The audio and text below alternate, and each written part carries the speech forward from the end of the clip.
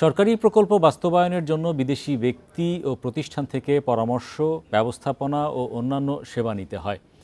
এসব সেবার অর্থ বিদেশে পাঠানো সহজ করেছে কেন্দ্রীয় ব্যাংক।